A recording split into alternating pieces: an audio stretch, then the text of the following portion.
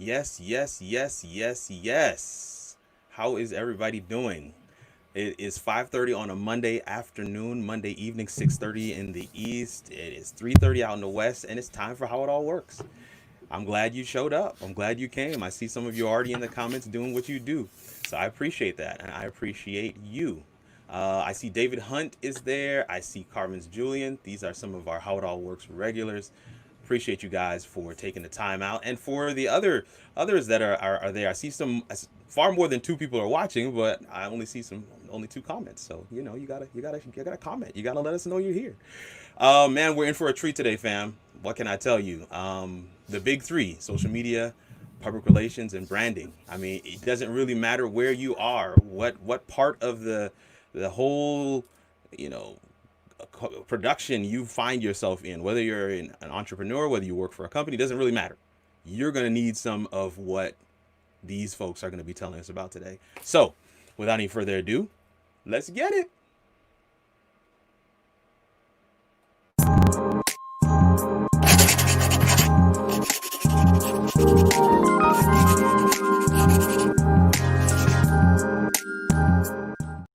Yes, now we can officially welcome everybody. How's everybody doing? Good, good, good. Let me just make sure that mics are unmuted. There we go. Cool, cool, cool, cool. Yes. So Ebony, Andrea, Amanda, Evan, and Claudia. Thank you, and thank you again for taking some time out on this Monday evening. What time is it there, Amanda?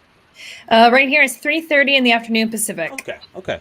So 3:30 out west. I know you're Vancouver, right? Somewhere there. I'm in Victoria, British Columbia, so near Vancouver on the island. Wow. I saw your post from yesterday. I was like, steak and wine in a camp out. That's what's up. It was beautiful. We have trails everywhere here, and it's like I'm just getting to experience everything. And looks very different than the office here. Good. Well, man, we're gonna take a second for everybody to be able to just share the stream. If you're watching right now, we want you to take a second and share the stream as well. Social media, public relations, and branding. I generally don't know anybody who doesn't delve in any one of those, arenas. And on the panel today, we have folks who work at this every day, who it is their life's calling to work in this arena, to work in this space, and they have developed expertise in their niche areas. And so we are excited to hear from them. Excited that they've taken some time out this afternoon to lend us their experience, even for just a short while. As you can see, their handles are on the screen. Write them down, follow them, and patronize. Patronize means buy their services. I don't have any money to pay them, so they come on the show for free, and they're gonna give us gold. But if you want that next step, you need to, Buy their services. I feel like I'm breaking the rules a little bit. Everybody has their handle in there nice and neat. And I'm like, I'm jamming a name in there, a handle in there. I'm like, get it all in there. It's all good. It's all good. But yeah, no, we're going to take a second for everybody to introduce themselves. I'm seeing some comments come through. So I see Denali's online. They're saying, let's go. Kanique says she's got her notepad ready. Geston Pierre. Geston is a regular now. You're part of the HIAW family, ready to learn, he says. Hashtag how it all works. My man David Hunt is here, and my guy Carvins Julian. We can't thank you guys enough for not only tuning in, but to engage with us in the comments, because we're gonna have a question and answer section, so look out for that part. All right, so right now what we're gonna do is quickly just go around the digital room and introduce ourselves, and I'm just gonna go. Okay, I was about to point that. I'm gonna go right to this side to my good friend, my sister, my partner in crime and ministry, Ebony Marks. Please take a moment to introduce yourself to the folks, and we will see if we can find Evan at some point. We will see if we can find him. We lost him, but he's back. Don't leave me alone, man. It's just me. It's just me and you among flowers, two thorns among these roses. So now, Ebony, please take a second and introduce yourself. Tell us a little bit about you, how you work in this space, and just some about yourself as well, some of your passions. Okay, well, hello. I am Ebony. I recently graduated from Oakwood University, and just sort of kind of by happenstance, I studied business admin with a concentration in marketing. And I literally fell in love with marketing 101. And I just like the idea of taking small concepts that seemingly have nowhere to go and trying to figure out how to put them somewhere, how to give people what they want, and just address like certain issues, customer service, customer relations, all of the things in that box. Currently, I work as an office manager and marketing director for a small business in Madison, Alabama. But in terms of career goals and like my trajectory in life, I am claiming it today. I am a brand and social media strategist. Yes. Really what Giselle Strategies, which you'll see that's my handle, is about is just sharing information. I think if I had even known what marketing was and business and entrepreneurship was in high school, or, learning about that in church, whatever, wherever, I would be somewhere else. I'd be farther along. And so I just want to get those tips and tricks and all of the above to people who might not have access to it. It doesn't have to be brain surgery or rocket science. It's really simple stuff. And that's what I'm here for. That is what's up. That's excellent. So, I mean, one of the things she was saying without saying, folks, is that she wished that, there was a How It All Works show back, when she was younger. And Yes. and so what that means is you need to go get your kids, bring them to the TV and to the laptop and to the phone, and sit them down, let them watch. Because honestly speaking, they are digital natives. We're digital immigrants. They don't need a green card. We do. We do. Okay, so we're gonna keep moving right around the digital circle here. Andrea, please just share a little bit about yourself, about your company, and about your passions in this arena that we're talking about today. Sure. My name is Andrea Balogun. My company is Balogun Strategy and Design. It became my passion when I went to get my master's at Full Sail University. I was working in the music industry in finance, but decided to move towards branding and social media marketing because that's kind of where I found my passion. The extension from that is also helping people not hate social media. A lot of them, especially in the industry, talk about how it doesn't work for them. And I always tell them that it's because it's a strategy. It really is a game of strategy. And I try to incorporate design as a strategy, as well as showing them how to batch. I know that we're going to talk about that. Spending the least amount of time on it that they can, but it still yields some great results. So excellent. That is what I do. Excellent. That's awesome. We appreciate, man. We're in for it, folks. We're in for it. I mean, you can't see my pen and paper, but I have it right here, and I actually have some help. My wife is on the stream right now taking some notes as well, because we got to figure some things out. I might actually have to ask you guys some questions here pretty soon. Claudia Allen. Well. Yes, take a minute and listen. So I know that for Ebony and Andrea. Andrea talked about being in the music industry and then transitioning. And I know that the show is about the big three: branding, public relations, and social media. But I know that some of you have some other passions as well. So feel free to share those. I'm saying that before Claudia goes, because I know she suffers from the same curse I have. We both have the gift of gab. So speakers unite. Speakers unite. Go ahead, Speakers Claudia. unite. Yes. Oh man. So my name is Claudia Allen. Traditionally, I'm trained actually in English. So my bachelor's is in English with a minor in leadership. My master's is in English, and I was pursuing a PhD in English as well. And so I'm a writer, I'm a thinker, I'm a scholar. I'm super passionate about social justice and religion, and how culture and religion and thought kind of collide together to inform the way that we do things. And so I had the distinct privilege, or I'll say this first.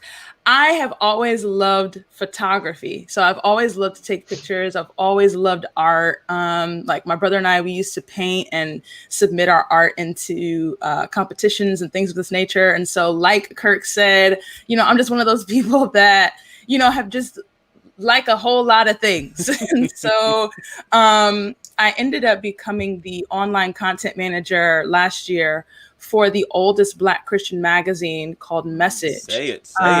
And so in that role, I've had the opportunity to not just work on the acquisition of articles and editing those articles and whatnot for the website, but I've also had the distinct privilege of being able to revamp their social media presence, their online presence. And so that's Facebook, Instagram, Twitter, and YouTube. And so that has been a tremendous blessing. It's brought, I had several skills with me, but I had to most certainly develop some on the spot. There you go.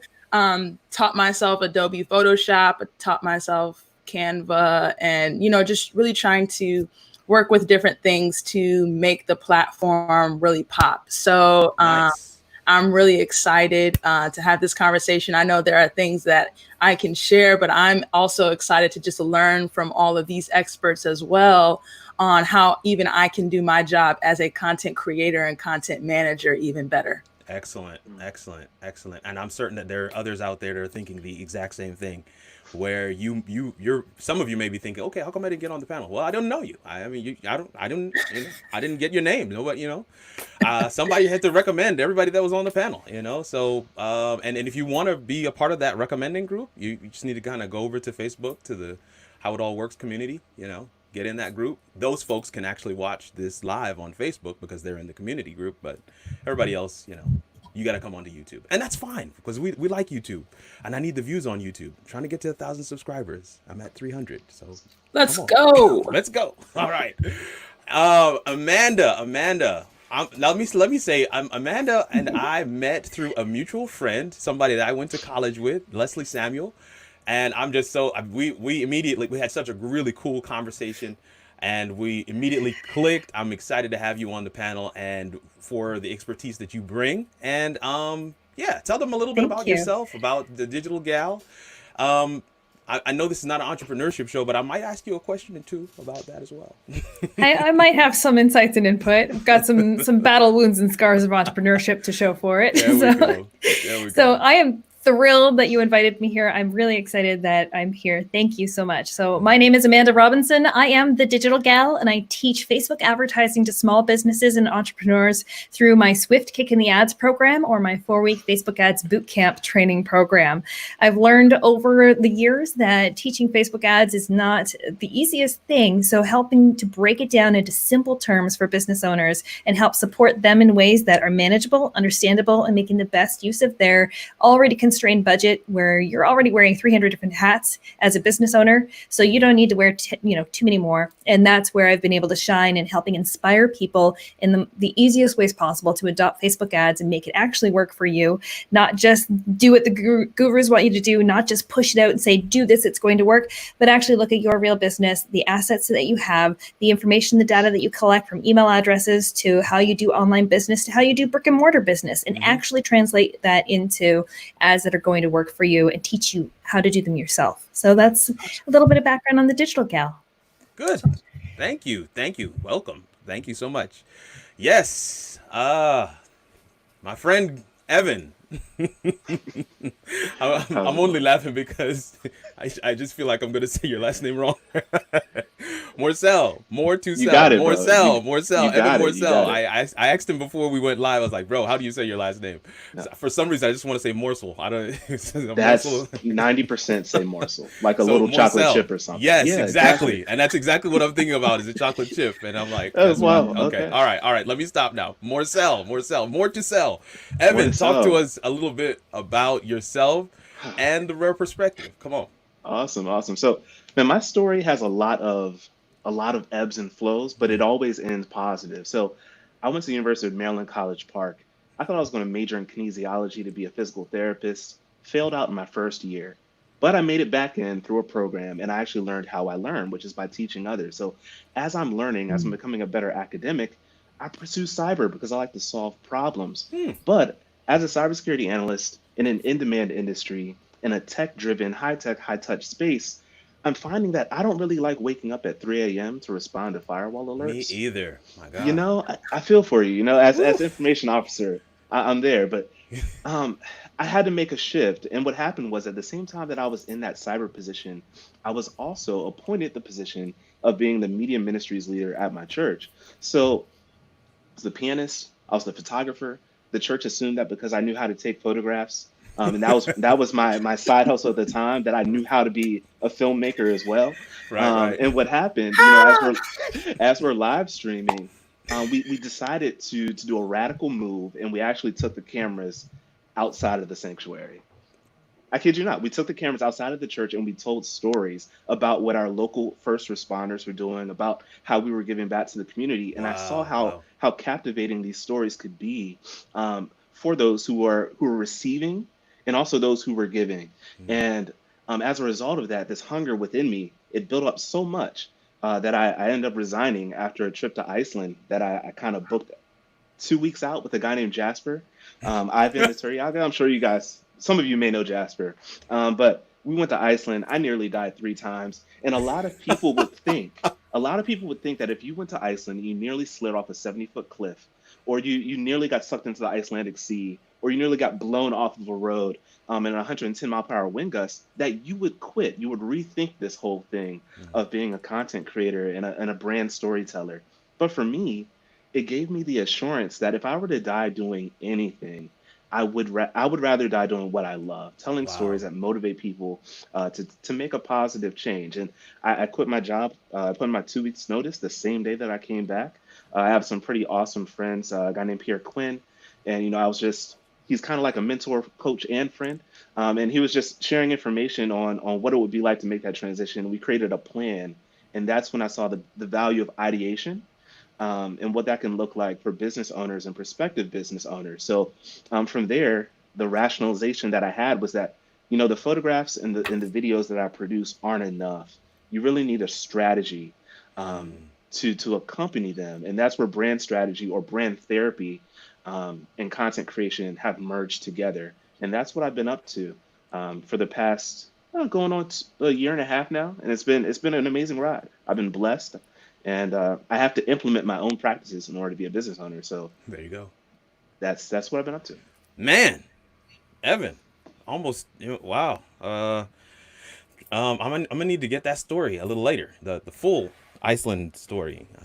Think about going to Iceland. I might have to rethink that now. Well, don't go in a camper van with nobody who lives in on the island. That's the first pro tip. All right. Well, now definitely make sure to do that. Wait, I've been on a camper van on this island, and but do they all know what they're doing? That's the question. Oh my goodness. Yeah. Okay, in the comments, I just want to. Wow, I'm trying to scroll back up here and catch a couple of them. Let's see here. Eaton Marks is on there. Eaton Marks is on there. I wonder if he's got anybody who's on the show. I just wonder. Easton. I know I'm saying that wrong, right? Easton. Come on, Ebony, help me out. Don't just let me say it wrong. Just correct me. Easton. Am I saying it right now? Easton. Yes. Thank you so much for joining us and for supporting Ebony. I personally think she's phenomenal. So. Glad that you are on the show with us. A couple of people are yelling Claudes. I don't know if Claudes is another version of an alias for Claudia, but I'm assuming that is for you. It is. One or two people are just repeating "swift kick in the ads." I like that. Swift kick in the ads. I've got to make sure I say it properly because my kids are watching too. Instead of hide your kids and hide your wife, bring your kids. Oh boy, David Hunt, bring your kids. We're having some fun in the comments, so keep that going. My man Pierre Quinn, that's somebody that we share in common. I'm glad you didn't die, sir. I'm glad he didn't die too. Pierre's been on the show before. He was on the podcast show and always had some good content to share. So let's dive into some of the questions. This is what we're here for. Right at the beginning, I want us to touch on. Yeah, right, Amanda. Yeah, I'm like, bring it on. I'm ready for this. Yeah.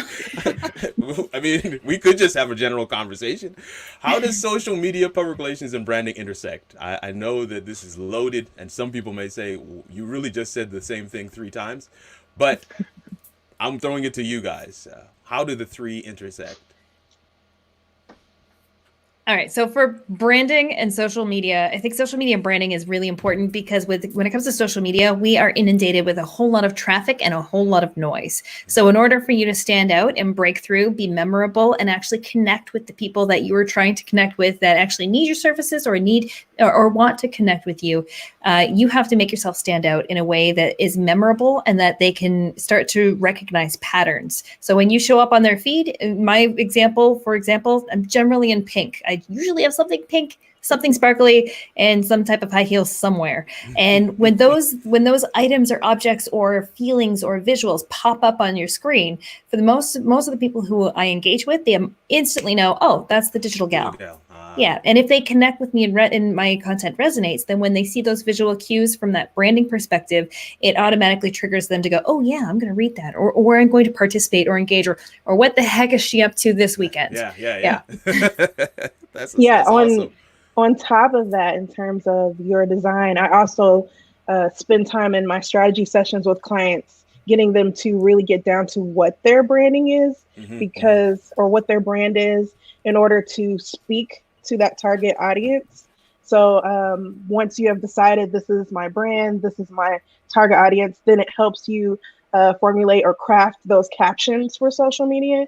So those are definitely something that go together as well. Excellent. And just to complement that, just dive in. Oftentimes when it comes to the brand, what I've found with clients I've worked with is just they have an idea of what they want their brand to be, but when you speak to their clients and you get those testimonials, you may have a different definition, of what they think their gut feeling is about that organization. So having awareness has been really, really critical. So again, I geek out on Facebook ads, so I'm always going to kind of tie this back to Facebook ads somehow. But to your point where you're saying what business owners think that they should be branding and what consumers are actually getting from them and what they actually need from them, when I look at Facebook advertising and the actual data, the results, the hard results, the numbers on paper, it tells a very different story. On when someone comes to me and says, this is who my target audience is, I'm like, okay, it's a good starting point. Let's take that, run some ads, and now I can come back with data and information and say, actually, your target audience is engaging over here. They're running into this age range. These are the things that they're interested in.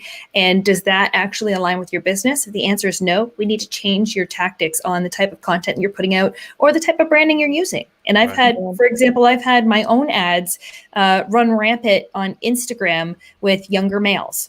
And that's not my target demographic. So that told me, it's like, okay, time to dial back the type of imagery I'm putting out there, rejig it, and reconnect with the people that these ads are meant to connect with. Right. And that's been huge from a branding and learning perspective, and that how I see myself doesn't necessarily connect with how others need to connect. And that was an interesting point.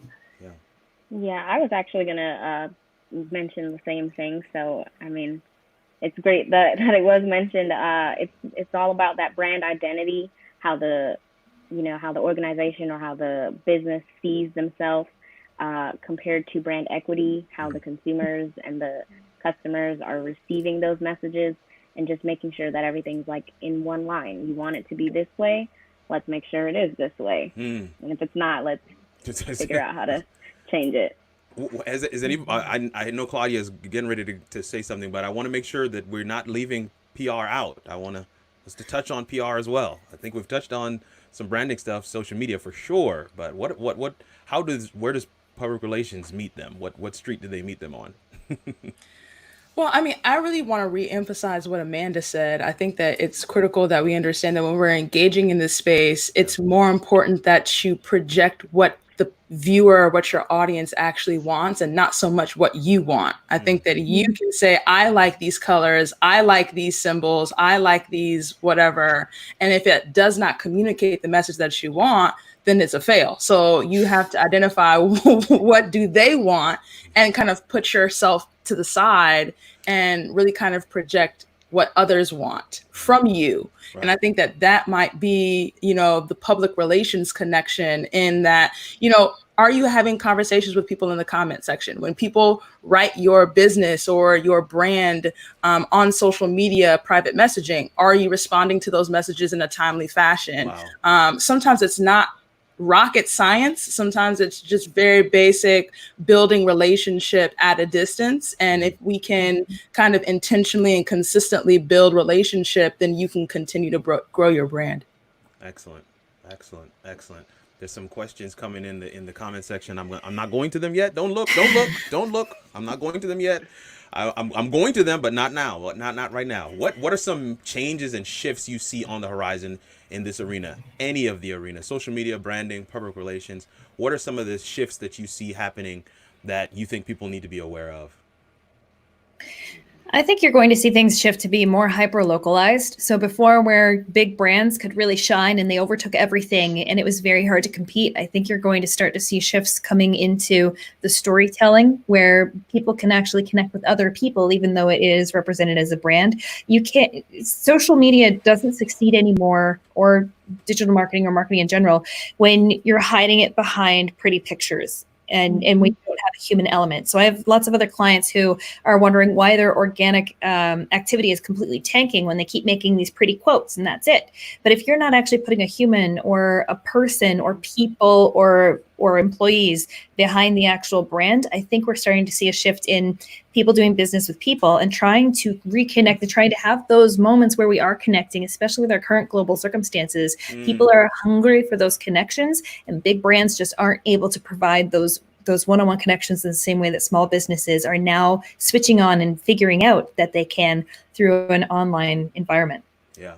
That's such a great point. I realized, when I was getting, really beginning with the magazine, when I was trying to grow their Instagram page, that when I would use stock images, I wouldn't get that much engagement. But the moment that you use real images of real people, particularly people that your followers actually know, that's when you actually get the most engagement. And so if you could, in trying to build your brand, put the faces of real people on there, I think that would be great. The other thing that comes to my mind as well is I think that previously not everyone needed a brand, right? So let's go pre-COVID. Everyone thought, I don't need a digital strategist. I don't need a brand or a look. I don't need to be online.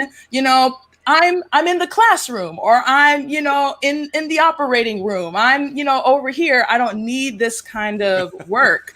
And now everyone is literally working online on social media.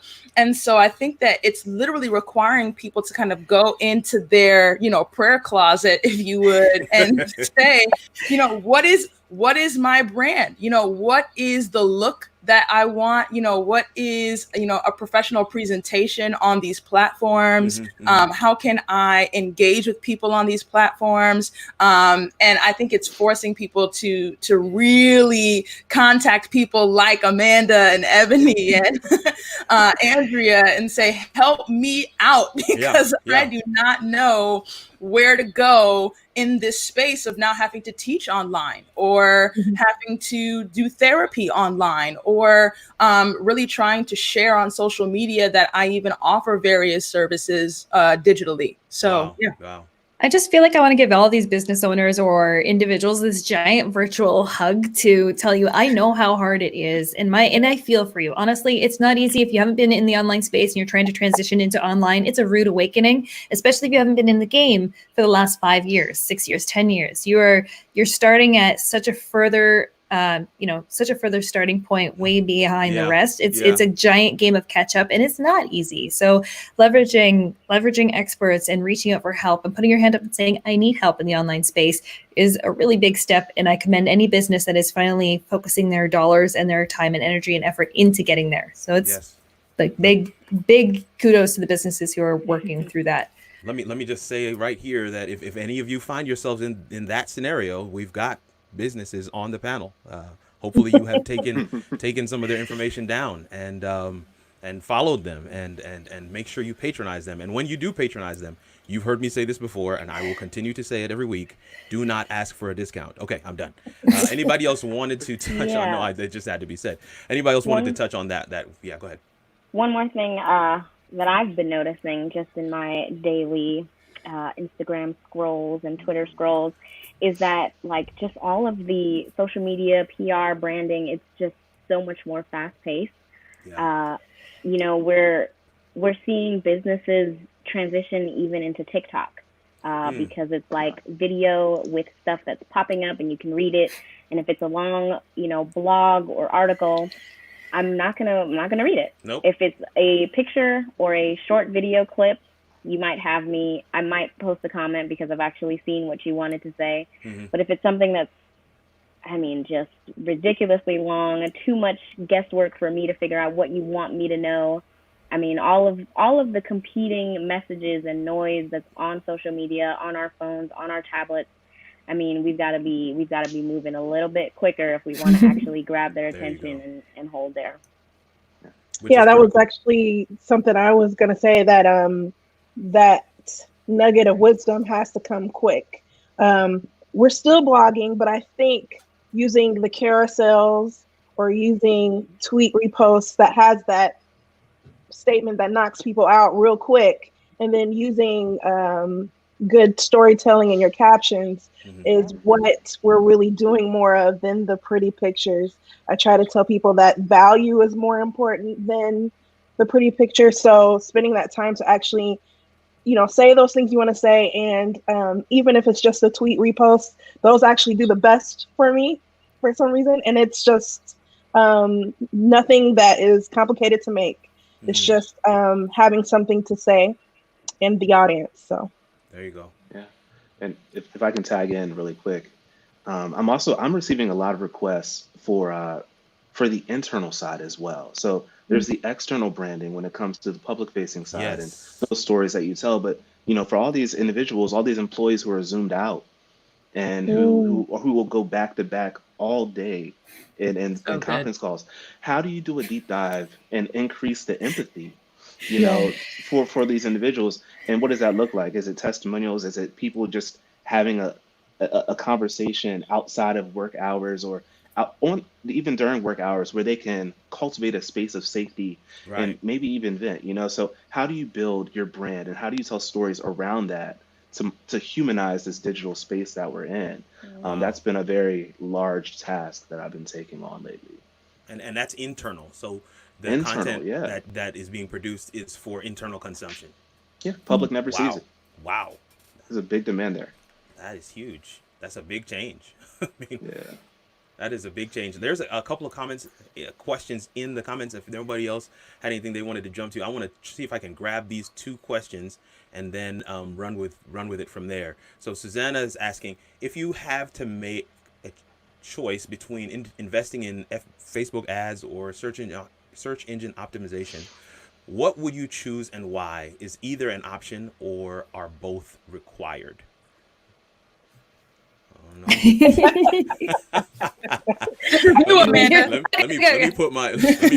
me put the comment away so that you yes we can see you. Facebook ads are just a part of, it's one of the tools in your whole tackle box of marketing, branding, PR. It's one of the components. So it's a matter of spreading yourself. Don't spread yourself too thin, but put your efforts and energy into where you're going to be able to build that ecosystem in a healthy way. So SEO is very important, but so are Google ads. Google ads drive a huge amount of high quality traffic that's going to last on your site longer. They are search intent. They are there with a purpose and they want to do business with you. It's very healthy to have that type of quality traffic hitting your site. Right. And if you leverage search engine optimization, SEO, and have your site primed and ready to handle the right people and keep them on the site and to have all those many things that are helping your rankings with Google, fantastic. Alternately, Facebook ads are more of an inexpensive way, a lower cost way of spreading your digital footprint out wide. So in order to cast that net wide, reach even more people and have the opportunity to get people onto your site, it's very important. It's generally going to be a lower quality click overall when you measure it head to head with things like Google, but you still need that in the mix. You need to be competitive. You need to stay ahead of your competition or at least head to head with them. So it's important to be in both spaces, to not ignore one and not just dump all of your focus into one. But at the same time, our resources can be spread pretty thin. So go where you have the best ability to make an impact. So SEO, if you don't necessarily have to spend all the dollars on an SEO specialist. You can just focus on, give yourself a goal. So I'm going to make one blog. I need to take my own advice. Make one blog a month and do a little bit of research. Use tools like Google's keyword planner tool. So go to Google Ads. They have a keyword planner tool, completely free. It's robust. It's amazing. And do a little bit of research. Find out what the top search terms are, and then make sure you produce one piece of content that can speak to it. So you don't necessarily have to pay big money and outsource that. You can if you want to fast track that and have other companies help you with that and get you from A to B faster. But put some energy and effort into your Facebook ads. But if you don't have a reason to engage people on Facebook ads, then don't spend your money there yet until you're ready. Agreed. Yeah. Anybody else want to touch it? Yeah, no, I was going to say with SEO, it's probably the most or the least expensive. So starting there, because then when you do move towards ads, you still have that SEO to back it up. It's all a game. It's all a strategy game. So you're doing a little bit of juggling, but I would start definitely if you're just starting out with SEO. I think another analogy or way to look at it, think about it like SEO is sort of, you're building a fire. Facebook ads is adding more fuel onto that fire. Yeah. SEO are your twigs and everything, getting your little foundation started, getting it going, and being able to add more fuel onto it. If you don't have a foundation, if you don't have it started, then you're just dumping a whole bunch of Facebook ad dollars onto nothing. Wow. Mm-hmm. Wow. Somebody's been camping. No. Yes. I have to bring it back. We got another question. I'm trying to make sure I'm watching my time here, and it is running away from us very quickly. How do you work with difficult clients? Pierre. We just stop after clients. Okay, anyway, how do you work with difficult clients that don't want to make shifts to improve the perception of their organization / personal brand? I move on to other clients. That's what I was getting. There's a whole lineup of people who want the help, who need the help, and are lined up. I'm like, if they're not on board, then... I think you can see that right away. And that lets you know, so here's some other resources you can use or someone else. Yeah. I think there's something to be said for the PR person, the branding person, the social media person that is in an organization. This is their organization where they're working. Mm-hmm. Correct. And they don't have the ability to fire that entity. That's where their paycheck comes from, right? So I think I can speak to this. I kind of get Pierre a little bit. One thing that I have done, thing that I've done is I've taken the approach of doing what I want and just getting in trouble for it later. So ask for forgiveness. If I ask for forgiveness later, if I come to you and I make a very professional presentation with statistics and examples and data. And I say, this is the direction that we should go. Here are some examples. And then your response is, one, not to provide me the funding to effectively do that. Two, you don't see the legitimacy or the validity of me going in this particular direction, but you want the outcomes that are presented in the presentation. I hear my help. Then there's only a couple of options, right? Because particularly if I'm working within the organization, there's only a couple of options. Right. One, I quit. Yeah. Yeah. Right? Yeah. One, I quit, or two, I do it anyway, and then I make you reimburse me. So that's one thing that I have done. So what I would do is if you don't want to hire a graphic artist, that's what's up. I'm going to outsource a graphic artist, and then when I send you my invoice, you have to reimburse me for whatever I paid that graphic artist. Yes.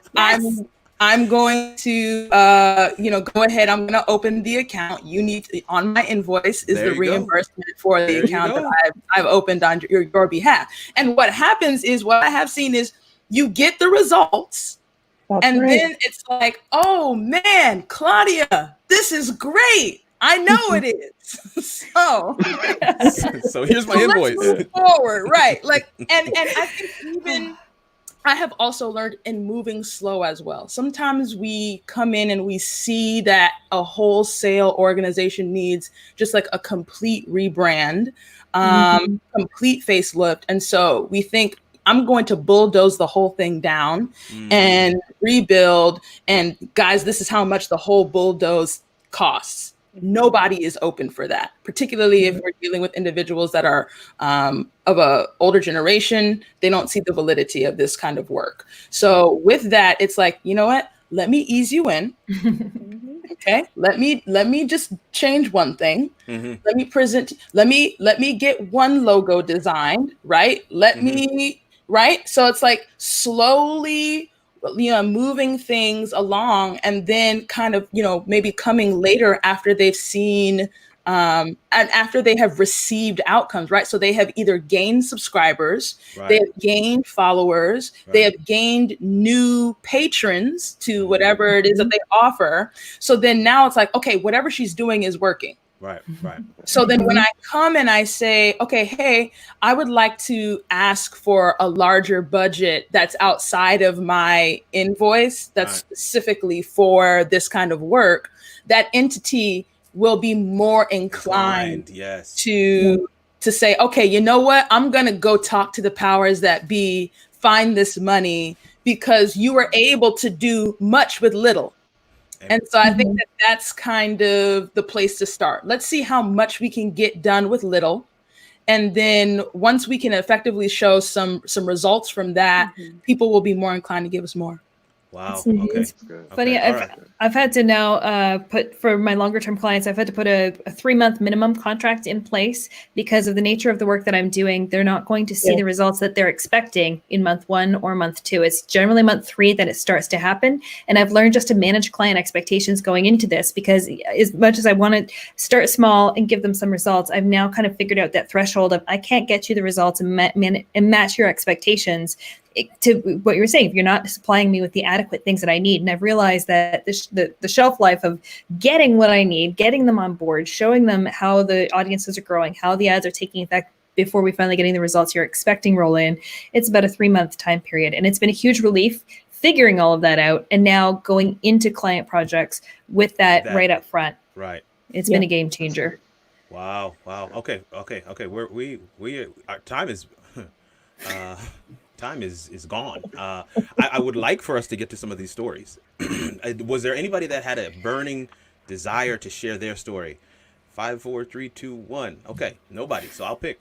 We're gonna start with my fellow Thorn in the room, the only non-rose in the room. Here we go. So this is something I pulled from his site, from the Rare Perspective website, and this stood out to me, so I wanted to kind of touch on this. So tell us a little bit about this, Evan. Yeah, so the Girl on Book podcast started with two ladies out of Virginia who wanted to start a book club that educated primarily minority women on the value and purpose of having community through reading. The goal with this project was to increase the number of adolescent youth who read and to provide a mentor group who then would be essentially the examples or the beacons of light that they should be aspiring to be like. Wow. In order for this project to come to fruition, we had multiple locations. This was both a photo shoot and a video shoot that happened later on. Gabrielle Union actually gave us a shout out with this because it was her book that was being featured, and she provided some advice as well, Nice. which is great. But in order for this to happen from the production side, we had to have a series of meetings. The relationship with the client looked essentially like having an ideation session. At the time, I was using vision boards. And we pretty much just went through the desired outcome. What is it that they want to achieve? How are they going to measure what a success would look like for their podcast? Because essentially it is a digital book club, which is becoming even more popular now, being that people can't really meet up at Right. cafes and things like that. And then once we determined what we wanted to quantify, which is essentially new members of their Facebook group, we decided, how are we going to get these people here? So the ladies who are the owners of this podcast, they're from, they're kind of in the Northern Virginia area. For those who are familiar with the DMV, the DC, Maryland, Virginia area, but it's not so far removed from DC that they decided to plant their home base in DC, and they would have meetups that they would feature on social media and also on their Facebook page, where people could come together and essentially just meet up and congregate about one common thing, which is their book. As a result of this, they got assistance from local schools, and they are also able to build their community rather quickly for the purpose that they wanted to achieve, which was increasing the education for younger adolescent youth to achieve their goals through reading. It was a really fun project. Nice. And speak to us a little about the practice of batch producing their images and videos monthly. Oh, that's a phenomenal question. So for the shoot, we pretty much picked out 3 different locations in Baltimore that were within 1.5 miles of each other in Maryland.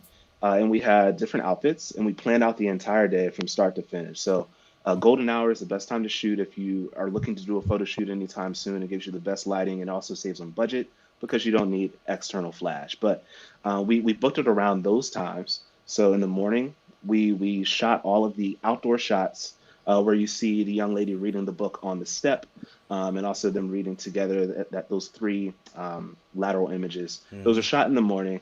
Those are the outfits for the day. The shot above happened in the afternoon as the sun was setting. But in between those 2 sessions, we shot all of our video content indoors where we could control the lighting. So we made sure that we optimized our time. We had a schedule of what we wanted to complete. So we had all of our photography in the morning and evening, informational content. We scheduled just quick, kind of like testimonials. We also scheduled what people can look forward to, kind of your boilerplate intros and outros. And we made sure that we did all of that within a block of time. So within a 2 to 3 hour window. Nice. And you can produce a lot of content in a short amount of time if you have that plan in place. So the key is not to distract yourself. Don't start off with photos, then get inspired to do a video shoot and then go back to photos.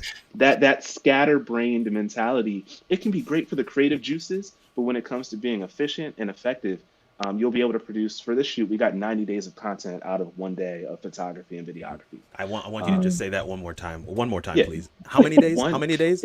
1 day and 1 day of shooting, creativity, production, 90 days of content. 90.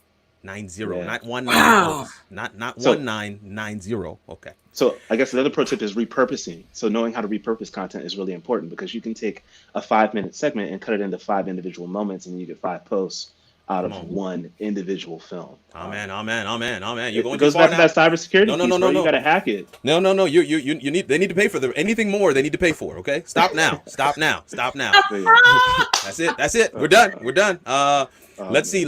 Was there anybody else that was like, yeah, I need to share this. Anybody else? 5, 4, 3, 2, 1. My girl Ebony. We're gonna go to Ebony next. And the reason why I want to go to you is because he was touching on some of the points that we pulled from your slide as well in terms of repurposing your content with video. So go ahead and speak to us a little bit about this, Ebony. Yeah, actually, when he mentioned repurposing content, I got a little excited because that's what I'm all about. I mean, I guess currently, like at this moment, repurposing your content in multiple ways. So I mean, if you've planned out ahead of time, like he said, I mean, you can knock out days and days of content. Exactly. And you might have videos, you might have blogs, you might have infographics, you might have a downloadable or a PDF. You might go live on Instagram or your Facebook. You might post pictures and tips and quotes, but it could be all around that theme, that same, idea of content. Right. You're just putting it out there in different ways to get different people engaging in different levels, commenting, liking, sharing, saving. I mean, on Instagram right now, saving a post is the holy grail. Yeah. So if you have savable, shareable content, I mean, you're really going to go far. So that repurposing is something that we need to really look into, instead of kind of just, okay, I'm going to post a picture every day. Maybe we can post pictures most of the time, but we'll post some videos. Right. We'll go live on Instagram. Maybe I'll give my followers a PDF that they can download and take home and make something happen for themselves. Things like that. Talk to us a little bit about the achievable goals. I love this. These 5 are things that I've actually put in place as well. Yeah, achievable goals or SMART goals. That's one of the things that I wish I had known a little earlier in life. I mean, I'm only 24, but I wish I had known about it a little earlier. A SMART goal is really just that specific, measurable, attainable, relevant, and timely goal. And when your goal for, your personal life or your brand or your business kind of checks off all of those 5 criteria, if it's specific and it's, no ambiguity, it's very clear, if it's measurable and you can see that, you'll have an increase in followers, a measurable amount. So like 10 followers or maybe 100 followers. If it's attainable, something that is realistic, that you can do it, you're taking a look at your opportunities, you're taking a look at your limitations. If it's relevant, I mean, I want to be a brand strategist, and I'm coming up with a goal that has nothing to do with branding or PR or marketing, then what are we doing? And then that timely goal, you want to make sure it's time bound. So not only do I want that 100 follower increase, I want to see it by the end of, August or the end of July. Right. So when you've got those 5 things working out in your goal, it's way more likely that you'll achieve it. And so just little things like that, that's what I like to share on my page, on Giselle Strategies, just making this information available to any and everyone. Because there are parts of this, the big 3, that are complicated, that are a little intense, but not all of it is. A lot of it is very easy to digest, easy to adapt, and get started on your own strategy and make something shake. Excellent. Follow Awesome. at Giselle Strategies, folks. At Giselle Strategies. Just want to make such great information. I hope that the Saints are receiving all of this, because this is good. I'm receiving it myself. This is phenomenal. It sounds like you're inspired. Should we have you go next? Maybe you should go next. No? Sure. Yes. I figured there's no way you're going to say no. That's not a thing. So these are some pictures that Claudia sent to me. Just tell us a little bit about the plan behind them, what the impact was. Talk to us a little bit. Sure. So when I first got to Message, they really did not have a social media presence, particularly on Instagram. They had a little under, I think it was like 60 followers last year. But they have a variety of products, right? So they don't just have a bi-monthly print magazine, but they also offer Bible studies, they offer tracks. They do a lot of different stuff, even within the community. And oftentimes what ends up happening is people are not aware of what they're doing. And so I kind of came in as the person to let people know what Message is doing. And so one of the first things I wanted to do was just take pictures of their product. So the top 2 photos are pictures that I took the one on the left, the kind of small ones, those are their tracks. They have tracks on diet, addiction, relationships. And then the photo on the right is an example of the Bible studies that they offer, but it's also kind of showing that you can actually send the magazine itself into prisons. We circulate within prisons. Wow. And so I wanted to take a picture of that one in particular because people have no idea that we circulate in prisons. That's amazing. So just kind of wanted to take those pictures and get them on social media, get them circulating. The bottom two are quote photo examples. People love the quotes that we take from our articles, particularly the online articles. And then the photo on the right is an example of art that I've had commissioned. So I wanted to do kind of an article series for the website during Black History Month that was really spotlighting Black women, but was kind of spotlighting their lives and how their lives can potentially speak to some spiritual principles and values. But I really wanted it to jump at people, you know, like I don't want to just use a picture of Ayanna Pressley. Like I'm going to ask a graphic artist, Jamila Silvera, to design a picture of shout out. I'm and sorry. So, no, she is a phenomenal graphic She's artist. And so really the platform is about how can I produce, promote, and share Black images, Black spiritual content, Black social content, Black political content that when Black people look at it, it's like, man, I love this art. I love this concept. This is something that I can apply to my own personal life. Just like Giselle was saying, how can I get a like? How can I get a double clip? How can I get a save? You know, how can I get someone to go directly to the website to read the article in full? How can I get somebody to subscribe to the print issue magazine? That's kind of what the IG page platform is for. And so we see or have seen currently, we have about 880 followers. But to the exact year, it was a little over 850. So to kind of go from 60 followers to over 800 in a year, I was kind of proud of. So, We're gonna clap that up. You know, still trying to build it, you know, definitely working on some more things and, you know, have some other strategies and ideas to update it and upgrade it. Yeah. Probably call on the individuals in this panel to help me do that. Call on them. But yeah, I think that's kind of, you know, what I'm trying to do at Message. Consistent quality content. And things that. Sorry. I don't want you to close off because I have one more thing I want to bring up. But you have, it's clear that you understand the audience, right? You're speaking directly to your audience and you're putting out content that will catch them. One of the things you sent in was a quick little clip, a video clip. It's a 60-second clip. Of course, this was Instagram, correct? So a lot of this was our podcast. This is a video podcast, but I posted a clip on Instagram. That's repurposing exactly the point I wanted to touch on. Is a lot of folks are like, well, I can't post the whole thing to Instagram, so what am I going to do? This is an example of what you can do because it's a little teaser and it allows the person's, you know, you gotta be. My assumption is that you were selective in the clip that you chose because it was a half-hour, 45-minute podcast. So we're gonna play that clip real quick and then you can speak to it. Yeah, I saw it as like, you know, two Black people that represent, you know, that we can be professional, successful Black people, right, who are coming together. You know, this Black love being shown during this protest, and it kind of shows that, you know, George Floyd and these others who have been shot and killed, they had families, right.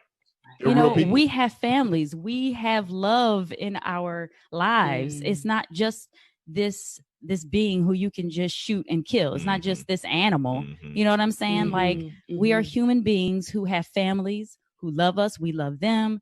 It goes further than just husband and wife, you know, children, parents, all that. And it's so this couple almost symbolizes this greater idea that Black people are not just, you know, people to get shot. I mean, we have And even there, I'm like, where's the rest? What happened? What happened next? What is she talking about? So what happened before? What happened after? And so that's the point. Yeah. Go ahead, speak to that just for a second. Then we're gonna move. I'm letting you know. I'm coming to you, Amanda. I'm coming to you next. Just letting you know. But go ahead and speak to that, Claudia, and then. Yeah, so a Philadelphia couple got married, and they happened to be getting married basically right next to a George Floyd protest. I saw And that. so they took photos, wedding photos, in the middle of a protest. Their images kind of went viral. And there were a variety of thoughts on the photo. Is this couple exploiting what is a really kind of critical moment so that you can have cool pictures? Or, is there, possibly some kind of positive, spin on this? And so every Thursday at 11 a.m., I host and produce a weekly podcast for the magazine called What's the Message? And so the point is to literally discover what is the hope in the headlines. What are the things that are trending? What are the headline stories? And how can we have conversations either just with myself and the editor, between the two of us, or can we bring on some experts and other individuals? And so we had on Pastor John and his wife, April Nixon, who have a relationship podcast called Just John and April on YouTube. Give them a shout out too. Yeah. And so we all kind of came on and just had a great conversation about that. And April was, just really making the great point that, hey, this is such a powerful image, because as Black people, we also are protesting. So if I'm madly in love and I'm getting married and the city is doing a protest, I'm not going to not go to the protest because it's my wedding day. Like, I'm a protest too in this white gown. You're going to get all this flex, okay? While I'm in the street. And yes. And so that's kind of what that clip and that conversation was about. And I really try my best to clip the different scenes from the podcast episodes, post those on Facebook and Instagram and Twitter, to redirect people to kind of watch the full episodes. The full episodes go up on our website and they go up on the YouTube as well. But we live stream on Facebook, so you can watch live on Facebook, and then the replay goes up on the website and on YouTube. Yes. Wow. Phenomenal. I'm trying to figure out a way to pivot, but I don't see any. Let me do this. One bit of housekeeping cleaning. We're supposed to be done like right now. Right. This is the minute we're supposed to be done. So I'm just asking the audience that's there, if you wouldn't mind just hanging out with us for a few minutes longer. Is that okay? Write something in the comments if that's okay. If you're okay with hanging out a little longer, we got 2 more stories. We got to plug your hustle, and then we're done. Before Amanda and Andrea go, though, I wanted to just share something with you. This is, absolutely, this is breaking all the production rules, but I'm going to do it anyway. Tomorrow, Vistaprint is having a video live stream celebrating Black-owned businesses, and they've got 3 female business owners that they're going to have on the panel. The one in the middle, my God. So I just had to share this with everybody to let you know that's something that you might want to check out tomorrow at noon Eastern Standard Time, 11 a.m. Central Standard Time. Vistaprint celebrating Black-owned businesses, and they've got 3. I've checked out all 3 of them. This is going to be a great discussion. So you want to check that out. And then for those who are wondering, well, what do you have next week? What do you have next week? What do you have next week? What do you have next week? The YouTube revolution will be televised. That's the title of our show next week. And this is the panel: Anthony Hackett, Justin Wilson, Gabby Wallace, Meredith Marsh, and Justin Coe. You want to be in place. If you've ever wondered how in the world can I get this YouTube thing to go, you want to be in place. Okay. I think the minimum subscriber count for the YouTube channel, I think, is 40-something thousand. One of them, I won't name them, but one of them does have 1.6 million subscribers. Wow. So we're going to sit at the feet of those people, and for various different reasons. That's why the panel it looks the way that it does, for various different reasons. So we want to make sure you are aware of that, and that you can be in place next week right here, same channel, How It All Works. If you are watching on How It All Works right now, there's a little red button that says SUBSCRIBE on it. You want to click that and Yeah, want to click that, and so then you'll be notified when we go live, because that's that's the way you'll be notified. Amanda Robinson, the digital gal. You schooled me earlier this week on Oh boy. on the Facebook Pixel. Mhm. The Facebook Pixel. Now, we talked about this. Remember, there's just so much and nothing further. If you share with them a little, and then if they need more, then they're gonna have to come to you. Talk All to right, us so about the Facebook Pixel.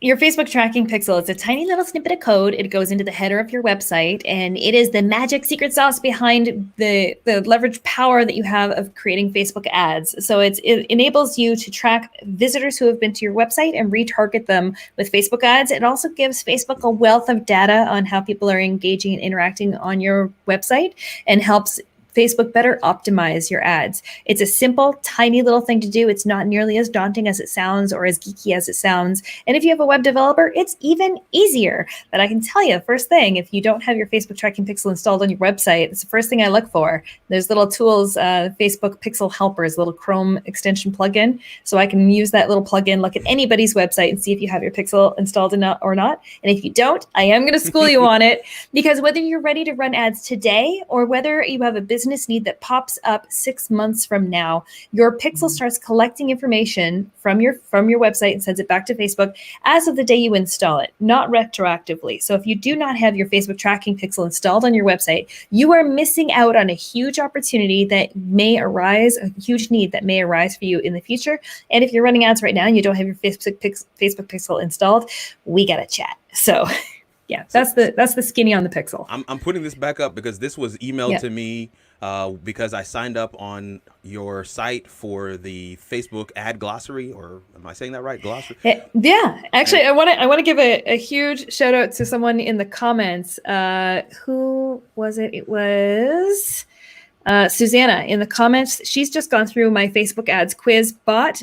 I can see her in the comments, and I just got a notification on my watch that you completed the quiz. Look at that. And through my chat bot, my messenger marketing chat bot. So I leverage chatbots as my personal assistant to help me with my business. Mm-hmm. And through delivering the Facebook ads glossary, delivering my Facebook ads quiz, all sorts of fun things that you can find inside that bot. You'll find that by messaging me on Facebook at The Digital Gal. But yeah, so by subscribing to that, by getting the Facebook ads glossary of terms that you downloaded, it's a huge, long document full of all the jargon to help you understand the difference between things like reach versus impressions. What are they?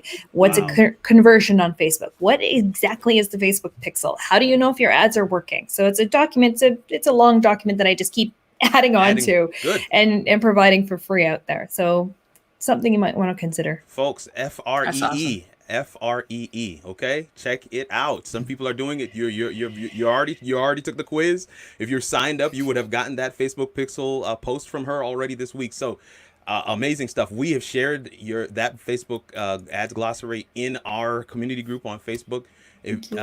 For those who are not in the Facebook community group on Facebook, you're missing out. You got to jump in there. That's where we pick our topics. That's where we pick our panelists. That's everything happens in there. So you need to join us in the Facebook community group, and don't forget to subscribe. Now, on to Andrea. I love the name of the business. I love the name of the business. I don't know. Can you say your last name for me, please? I didn't get a chance to ask you this earlier. I did ask Evan, but I didn't get a chance to ask you. Say your last name again. It's Balogun. Balogun. Okay. It's very easy the way it's spelled. I just I don't know something about the gun in there. I no, it's fine. My maiden name is Rivers. Rivers, so okay. Rivers to Balogun. Okay, all right. So you were gonna. I have two things that you had sent in. Okay. Let's deal with this first one. Curated and designed Instagram grids. Talk to us a little bit about that. Mm-hmm. Sure. They kind of go together. But the two posts, right? Yeah, it really. They can go together. I think in terms of curating grids, a lot of people, if they don't do the strategy call with me, I will just kind of give them a snapshot of what their grid should look like, how they should go between one piece of content to the other, how one leads to another. If you want to decide that you're doing a theme for the week or something like that. I'm getting away from super polished images, but still reflecting your brand, even if you're using stock, if you haven't done any brand shoots. Also letting them know how important it is to have some text images, because like a lot of us have already mentioned, getting that share and that save is really important in terms of moving you or bumping you up in that algorithm to be shown to everyone else. So curation is great, especially when people go to your profile. Let's say they saw one of your posts, but then look at your profile as a whole. I don't think it's shallow for people to like look at your grid and see, oh, okay, I see what kind of content they're sharing, and I'm going to follow. So yeah, it's just something that you want a kind of a clean profile. I'm all about having something that's clean, not fancy, but just easy to understand and easily consumable. Right. So. Right. So then transition right into this next story for us in terms of candles for the culture. Sure. And listening to everybody talk, it really kind of touched on everybody else's content.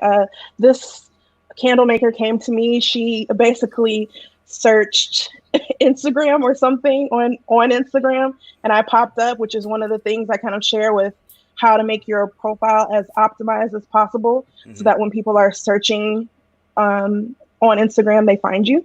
So we talked about her goals, kind of what Giselle was talking about in terms of what she wanted to do, who she wanted to speak to. The biggest thing is, as much as I love social media, what we want to do is get people to your website, or get people to that video on YouTube, or get people to that freebie, or whatever it is. And that's how I build the whole strategy session. This particular person started with zero. We started from scratch, which is my favorite thing to do, actually, because you get to learn very quickly who your audience is, what they are going to gravitate towards. And I can do that by looking at competitors or looking at inspirational Instagram accounts that you may be looking at, like, oh, I want to see kind of content like this on mine. And then we talk about goals. I also talk about being featured places, being shared, which brought this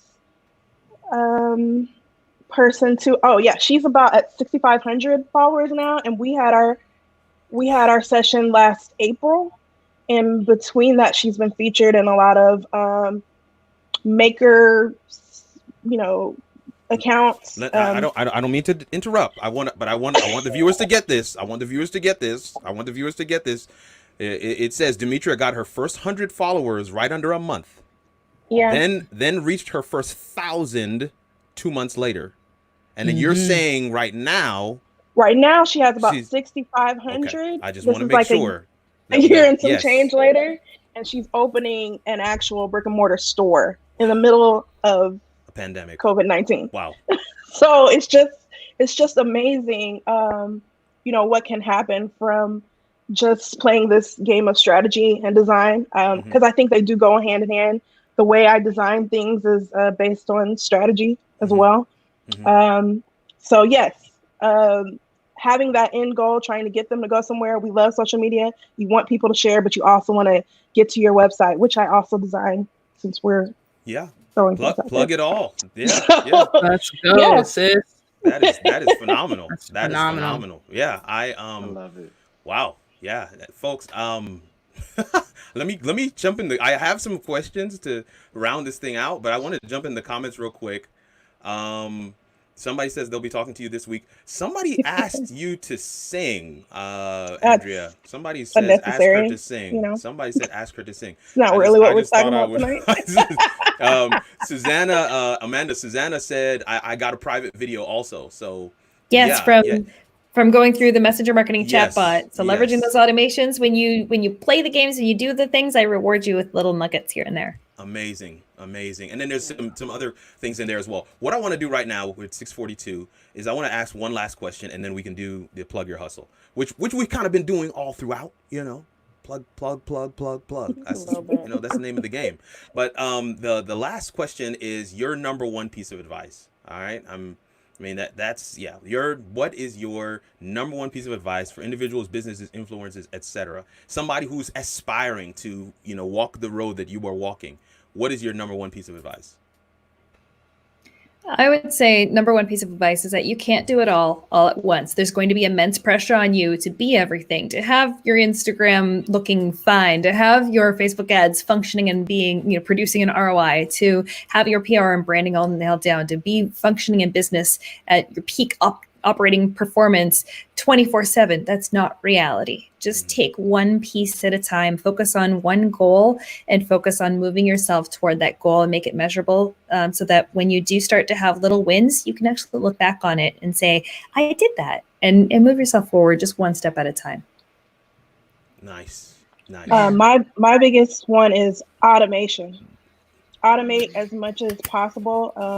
Having systems in place.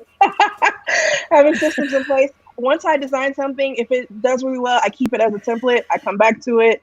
I tell my clients all the time, only create when you're inspired, and do as much as you can at that time and spread it out, because you don't have time to be coming up with content every single day. So yes, and using those tools to automate and just make everything easier on yourself. So. Wow. Yeah. Anybody. I guess I would say find real pictures of people that are, within your audience, people that your audience members might actually know. I think that was one of the most fantastic things I found is if I post a picture of Kanique, everybody's gonna like it.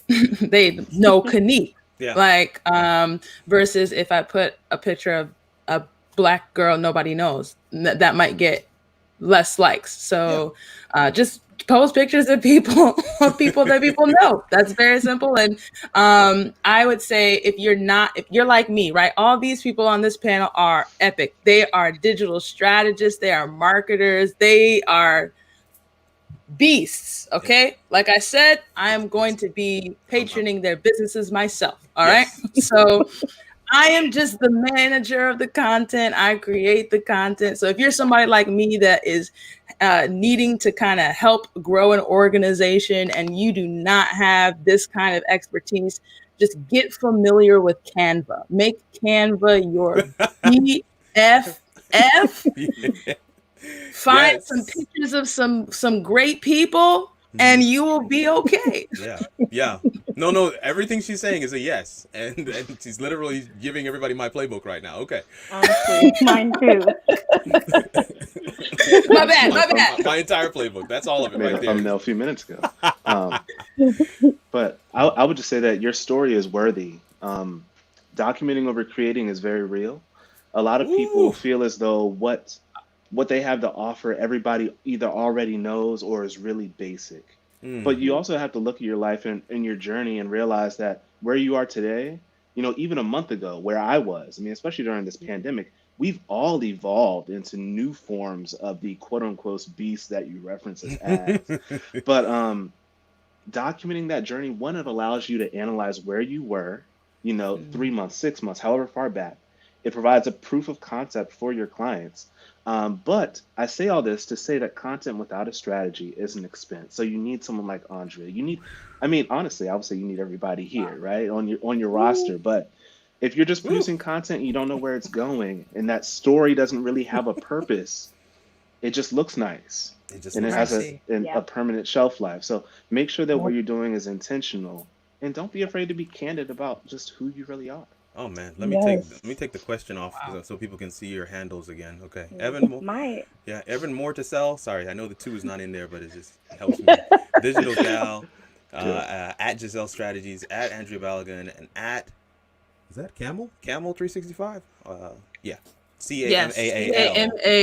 365. I was like, is that Camel? Is that my advice? Yes, actually please. Builds off of what Evan said. I was actually gonna say some similar things, like what Claudia said. I feel like everyone here has just been doing this for so long. I am kind of learning as I go, and so kind of just taking a look at where you are coming from.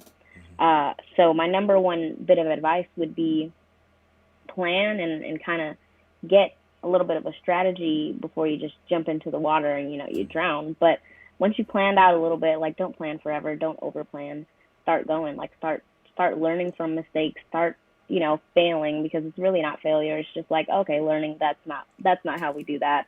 This app works better for me than the other. This kind of content reaches more people for me, or this is what I can do and see more engagement. When you kind of plan and plan and plan, you get in your head and you think, okay, I'm not ready to post that. Or like me, I think I'm not ready to be on this panel. But plan and just go. Like, just go.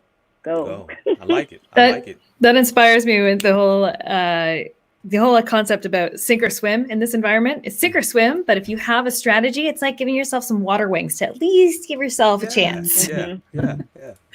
There's a component we didn't touch on, but I did want to share. So one of the questions in the chat and the comments was, if you're not on any social media platforms, which one would you in a word, which one would you recommend that people dive into first? And I kind of have an idea of what you're gonna say, but I have to ask the question. That's my role here. I would say Instagram. Instagram. It gives you, you can do your posts, but a lot of time people are looking at those stories, which are less polished. Mm-hmm. I think if you are really great at being creative, then TikTok is, we tried to say it was only for the kids, but I'm seeing a lot of entrepreneurs on there getting a lot of traffic back to their business from TikTok. So if you love creating videos that are also part of some type of trend right now that you can repurpose, TikTok is really good too. So, but Instagram is where I live, where a lot of us live. I too live on Instagram. That's definitely what I would, I guess, recommend. Of course, you got to know your audience or know what kind of demographic. I mean, because each site, each platform reaches a different group. It's for different types of messages. But I love Instagram. I mean, I'm on Instagram whether or not I'm, like working. I'm on Instagram because it's really easy to understand. I mean, there are many tools for your story, for your feed. I mean, it's very easy to boost your engagement and reach organically without spending, anything. So Instagram is my best friend. And you're still getting those Facebook ads targeting you and retargeting you. In Instagram. I know I have fallen victim to many a retargeted ad. So yeah, Instagram.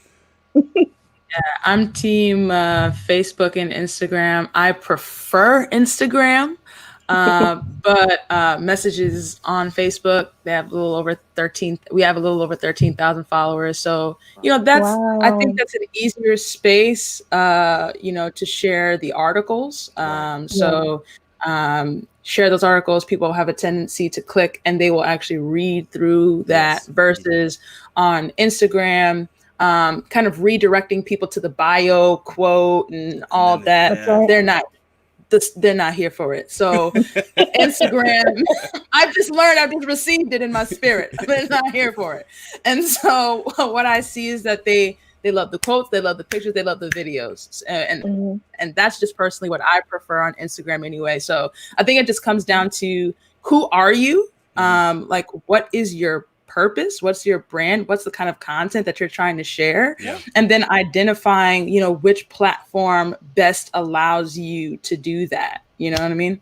Yeah, I do. And I'm not coming from the organic space. I'm coming from the paid advertising side of things, but do your research and start where your audience is most likely to be. So for example, some audiences, I'm working with some businesses right now, they don't have an audience on Instagram. We're still incrementally building up ads and carving off a little bit of their ad spend to start growing it on that end of things. But their audience is predominantly on Facebook. So that's where we're heavy loading the budget. I've worked with other people where their audience is on Instagram, it's not on Facebook. So then we balance the budget that way. So I think you need to be on either of those, depending on where your audience is, as sort of the pillars of social media. But then you need to look at YouTube. and consider having a YouTube strategy that is such a fast-growing platform and being so successful for businesses. And it's content that will give you a lot of length. So it's not just the social media, post that lasts on the shelf for 24 hours and it's gone. You got to do it again. Yeah. YouTube has a lot of power behind it. Yeah, That's great. man, it's gold. I'm not going to push one specific platform. I think that has been covered really well. But what I would, from a storytelling perspective, filmmaking perspective, I would encourage that all of your content is only as long as it needs to be for whichever platform that it is. Attention spans are extremely short. I mean, literally, you could hear something and get distracted nowadays because we're so just our senses are so sensitive.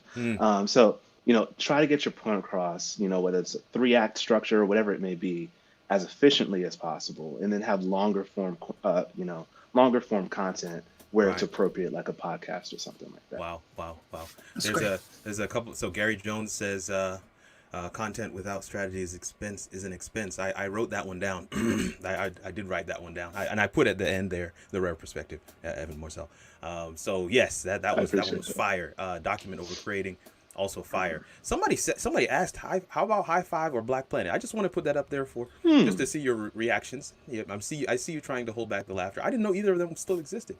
I'm going to leave that there. We're going to go around the digital room, starting with Evan Morsell, going around to Ebony, who everyone is calling Giselle, which I think was a part of your plan. So we're gonna go around the room and just tell people where to find you. Plug your hustle. What is it that the Rare Perspective does? We're starting with Evan, the digital gal. Go to and Claudia. Feel free to not plug message. We've plugged message. I think we've done message. Okay, so feel free to plug Claudia. Okay, so and then we'll make our way around. Okay, so Evan. Yeah. So. My name is Evan Morsell. I'm the owner of the Rare Perspective. We do strategic storytelling. So that's both the content side, whether it's photography or filmmaking, primarily filmmaking. And then we provide a high-level strategy on how you can implement that. I do want to preface that by saying that you still need to reach out to everyone on this panel to take that strategy to another level. Agreed. I'm not going to say I'm a master of those things. I point you in the direction that you need to go into. Kind of like a doctor would, and they would give you a specialist, There you go. So, right. Yeah, and you can find me anywhere at Evan Morsell or at The Rare Perspective. You can plug that into any social platform, and I'll pop up. Perfect. Amanda. Awesome. My name is Amanda Robinson. I am the digital gal. I want to teach you how to do your own Facebook ads. I want you to join the Swift Kick in the Ads program that includes my 4-week Facebook ads bootcamp. It's in progress right now. Week 1, I teach you how to create ads. Week 2, I teach you your audiences and targeting. Week 3, I teach you budget and strategy. And week 4, I teach you how to look at the results and optimize and make them all better. So that's in a nutshell. Find me everywhere at The Digital Gal or thedigitalgal.com. Man, so like Kirk said, I guess I can't talk about Message. You can follow Message at Message1898 on Instagram. We're on Facebook, www.messagemagazine.com. Personally, like I said before, I'm a writer, public speaker, a consultant around race, anti-racism, and biblical social justice. And so you can follow me on Instagram at Kamal365, Camal 365. I'm on YouTube, Claudia M. Allen. I write on Medium. And my website is claudiamallen.com. One of the last articles I wrote, Why White Jesus Has to Go. The Medium articles actually picked it up and circulated it. So that was like, was not expecting that one at all. I was like, really? You guys liked it? Wow. Man, thanks. Yeah. So, so that's just a little bit about me. You can follow me. Like I said, I'm primarily on Instagram, but I'm also on Facebook. Okay. Excellent. Thank you. Andrea. Hey, I'm Andrea again. Andrea Balogun on Twitter and Instagram, and Balogun Strategy Design on Facebook. I also have a Facebook group where I kind of just give any kind of tips, hopefully go more lives. I provide strategy sessions for creative entrepreneurs and small businesses. And if you have that strategy and you need help designing your images for social media. I do those on a monthly basis or as a bundle. And I also design Squarespace websites. Have a couple of clients in the comment section. Yeah, I'm seeing that. I choose Squarespace because I always get the question why I choose Squarespace. Is because I feel like it's the best platform for my clients after they launch for them to maintain. So I've worked on all the others, but I feel like Squarespace is the best for my clients. So if you are already on Squarespace or would like to be on Squarespace, hit me up. I've gotten a lot of requests during COVID, so yeah, it's a lot. But yeah, this is the time. Receive it. Yeah. Yes. Giselle Strategies. Hello. My name is Ebony Giselle Marks, and so that's where the Giselle Strategies came from. So honestly, even when you guys called me Giselle, I was like, yeah. But Giselle Strategies is all about, the whole marketing space. So whether it's branding, social media, whatever part of marketing that you need to focus on, I'm here to help you develop content, develop your goals, those achievable goals, and some marketing strategies to organically grow. I know Amanda's into the paid ads, but I'm all about the organic. Like, what can we do in that low to no budget realm to make your brand or your business blossom? So from content calendars to consultations if you're just confused. And then if you were to follow Giselle Strategies, which you should do, I don't even know where it's which you should do. I've got just content that will break down the marketing jargon. Uplift you when you're feeling like you don't know what you're doing. Kind of give you tips on how to create those achievable goals, repurpose content, all of the things. So just accessible information and resources. Excellent. I want to say a personal thank you to the entire panel for taking time out this afternoon and for allowing us to go over a little bit. I apologize for our viewers and I apologize to the panel for doing that. Try to keep it in time, but the content was just too rich, folks. It was just too rich. It was great. But this is great, and I'm hoping that you took some notes. I'm hoping that something that was said kind of hit right where you needed it to hit and scratched where you're itching. Something that was said helped you to peek behind the veil a little bit and let you see the inner workings and how the pieces come together. Literally, we hope that you were able to figure out how it all works. And that's it. That's our show for today. We got a little outro to play. I'm asking the panel to stay behind for just a minute. But that's it from us today. Tune in next week for the YouTube Revolution will be televised. Later, folks.